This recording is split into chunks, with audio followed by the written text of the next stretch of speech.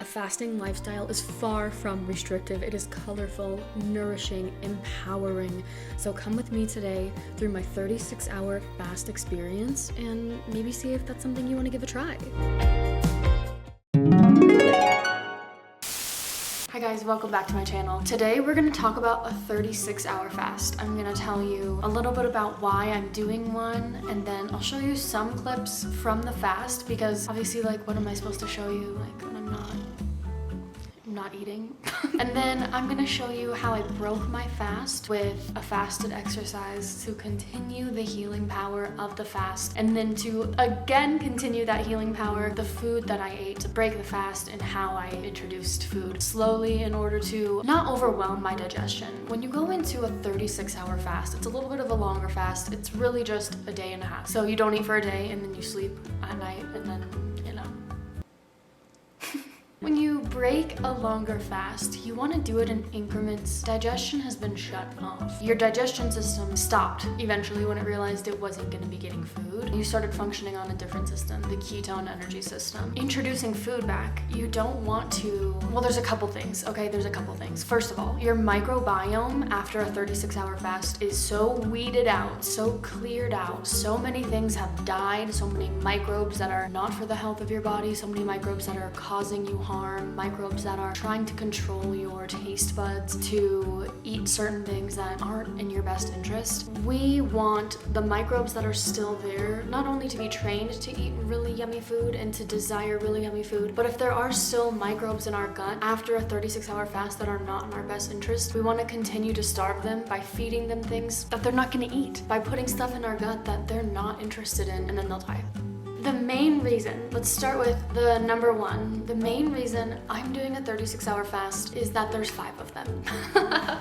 So reason number one, I have a history of, I've talked about it plenty of times on this channel. On my path right now at this point in time, have kind of fallen back into obsessing about food, obsessing about times, when I can eat. Also in my fasted periods, just really thinking about food and obsessing about it. And food is amazing. Food is nourishing. Food is how we get our vitamins and minerals. It's one of our energy sources and it's amazing. And I don't want to abuse it and feel so dependent on it in the unhealthy way that I kind of have been falling back into. It's not as severe, but sometimes it really helps me to just take a little bit longer of a break from food and just remember that my body is so powerful. My body is so intelligent. It has this energy system that I need to tap into here and there so that my brain can function better and stronger, so that my gut can do a little bit of extra healing. And so sometimes it helps me to take a little bit of a break away from food, not only to reset my dopamine receptors. Technically, a 48-hour fast is how you reset your dopamine receptors, but any break from food where I can just stop relying on that constant dopamine of food is so refreshing for me to just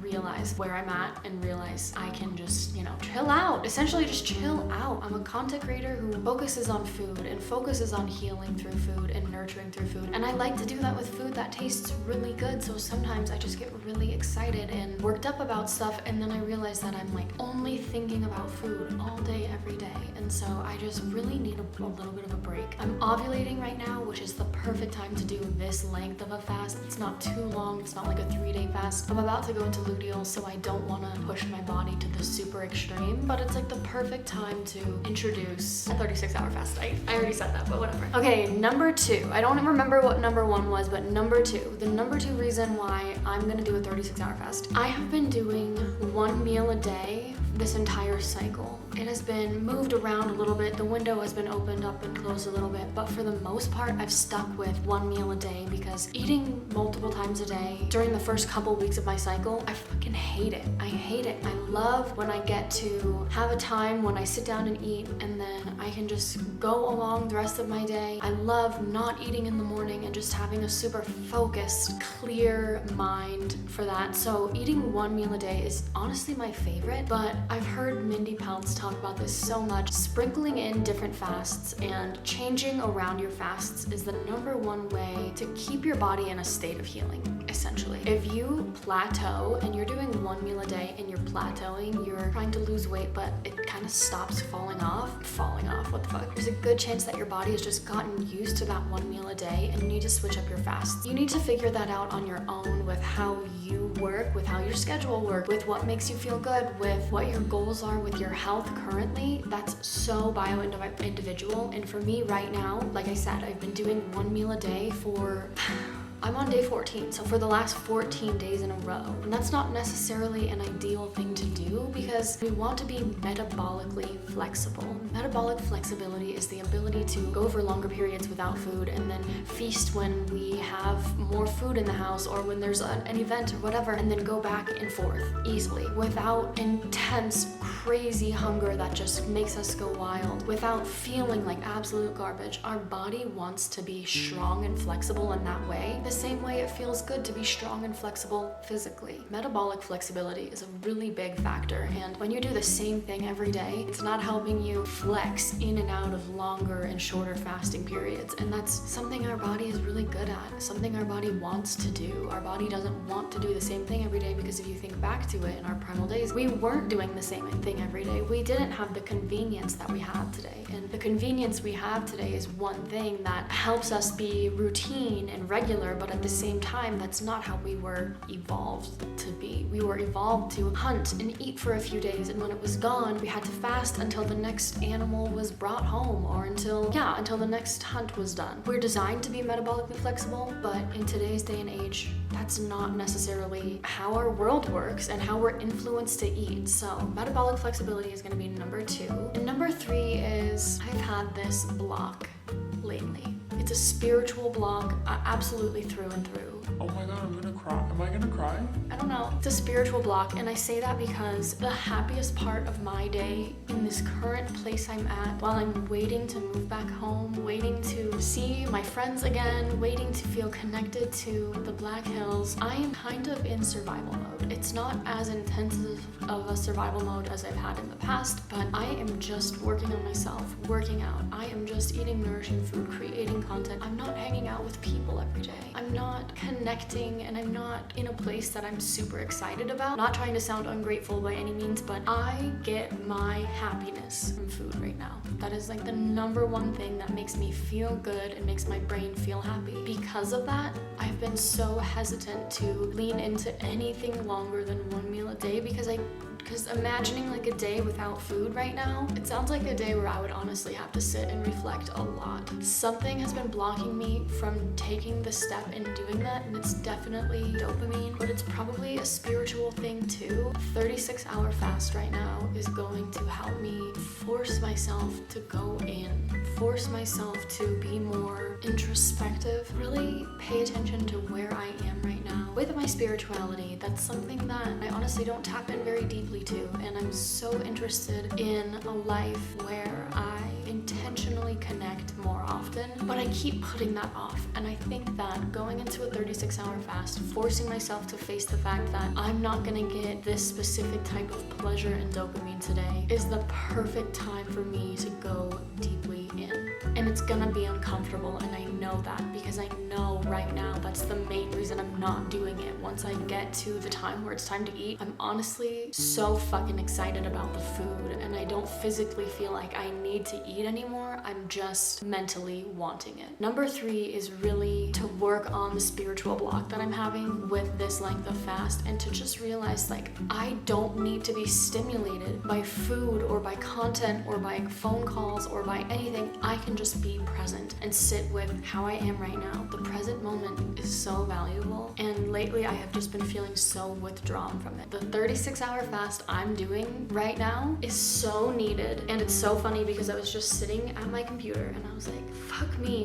why am I so resistant to this? Why am I so fucking resistant? And I was like, I need to meditate. Something just said meditate right now. Within 5 minutes, my brain was like, do a 36-hour fast. There's no reason you can't do it right now. It's the perfect time for you right now. Why wouldn't you? And the answer is, you just should. You just should. That's what you need to do. Face yourself, and you need to sit with yourself through whatever feelings come up. So I was like, oh fuck, okay, I guess that's what we're doing. Like, I'm like, logically, Yes, absolutely, hell yes. I was like sitting on the toilet earlier and I'm like, why am I planning for myself to do 2 36-hour fasts back to back? Which, if you don't fast at all, that sounds like a lot. It's not. It's not, and it's not difficult, and it is so grounding spiritually to do stuff like that. Obviously not all the time, but I was like, why am I planning for like 2 weeks from now to do something like that? But right now, when it's the perfect time to do it, I'm not doing it. And the reason was there's a block. There's me avoiding discomfort. So that's why I'm doing this. I really just wanted to dive deep into that because fasting is powerful. Fasting is not just for the health of our body, organ functions like our brain and our gut microbiome. Fasting is the number one time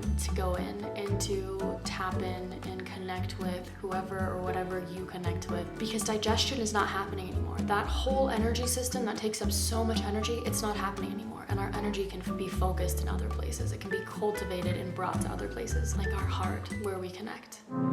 Okay, let's talk about working out in a fasted state and why you might want to incorporate this in maybe every other workout you do.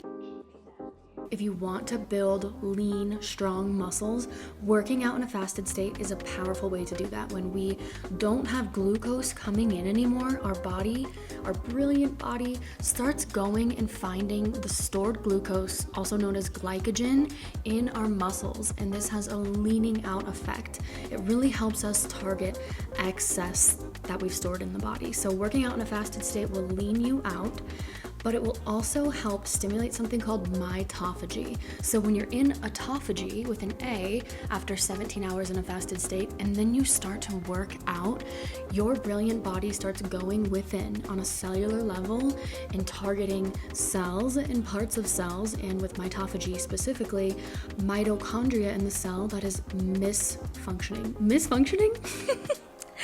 That is not functioning well anymore. The cells that aren't healthy, parts of cells that are going rogue, your body literally fucking eats them. And that's called mitophagy when you're talking about the mitochondria, and that's called autophagy when you're talking about just the whole body in general, specifically in the brain.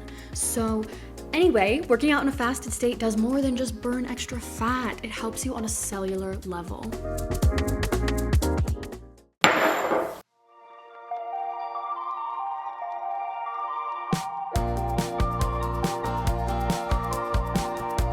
After we are in a fasted state for over 24 hours, we're gonna wanna be really careful reintroducing food. So the first thing that I want you to do after breaking a fast is go for broth, specifically bone broth, because it has a high level of glycine, which just absolutely nourishes the lining of our gut and our enterocytes, but you want it to be high fat to continue nourishing the brain.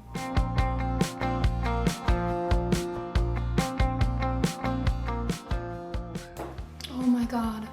If you're someone who's gonna break a longer fast, 24 hours or more, make yourself a curried bone broth. Just do that for yourself. That would be really nice of you. And then wait for it to cool down so you don't burn your fucking tongue off. I'm gonna try to finish this and give myself about a half an hour before I move on to the next part of breaking a longer fast.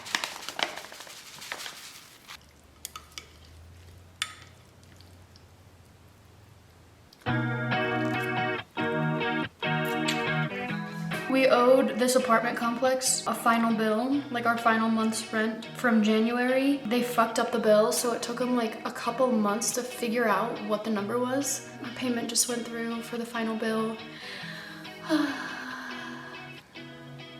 Today's a good day.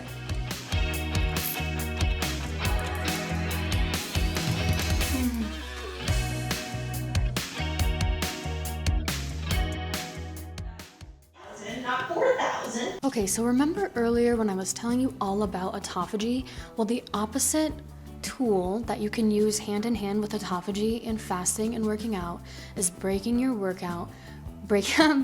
fast with 30 plus or more grams of protein. That's what plus means. It means or more. So why do we want to do this? When we're in a state of autophagy and we take in nutrients, autophagy stops, right? Because autophagy is like, oh fuck, we're dying. We need to repair and we need to be as strong as we can. But when you start taking nutrients in, autophagy shuts off. And to continue the healing of autophagy, you want to stimulate something called mTOR, which is a growth hormone. It helps you build muscles back. So autophagy breaks you down, just like workout breaks you down, and breaking a fast with 30 plus or more grams of protein is going to help build those muscles back up nice and strong, which is the entire point of working out, to have strong, healthy muscles for longevity, right? For the health of our body. If your blood sugar is down, then spike because there's a bunch of stress in your life. The body is pushing.